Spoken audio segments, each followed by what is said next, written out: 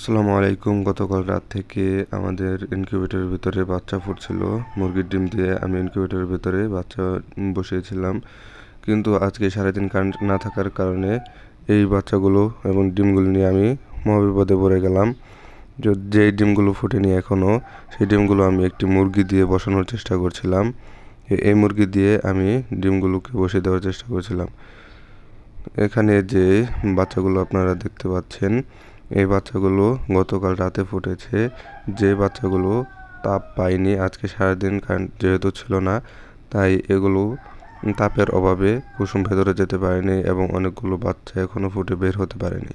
তাই আমি একটি কচু মুরগি দিয়ে ডিমগুলোকে বসিয়ে দেওয়ার চেষ্টা করছিলাম।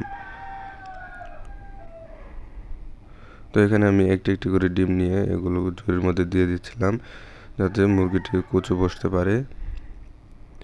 এখানে একটি বাচ্চা দেখতে পাচ্ছেন।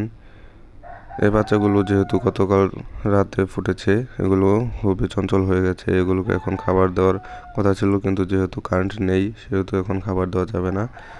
ইনকিউবেটরের ভেতরে আমি এখন বাচ্চাগুলোকে রাখবো এবং যে ডিমগুলো এখনও ফুটে বের হতে পারেনি, সেই ডিমগুলোকে আমি কচু মুরগির দিয়ে নিচে দিয়ে কুচো বসিয়ে দিব, যাতে ডিমগুলো ফুটতে পারে।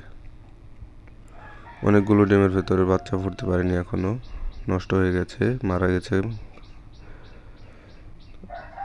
দেখতে পাচ্ছেন একটি কিউট, একটি সুন্দর বাচ্চা। মাশাআল্লাহ, বাচ্চাগুলো খুব সুন্দর হয়েছিল, কিন্তু কারেন্ট না থাকার কারণে আমার অনেকগুলো ডিম নষ্ট হয়ে গেছে।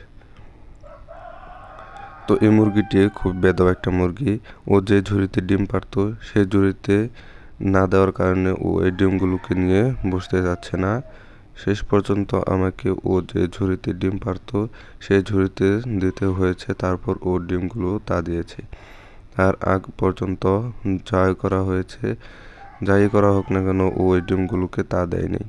ও যে ঝুড়িতে ডিম পারতো সেই ঝুড়িতে দেওয়ার পর ও ডিমগুলোকে তা দিয়েছে।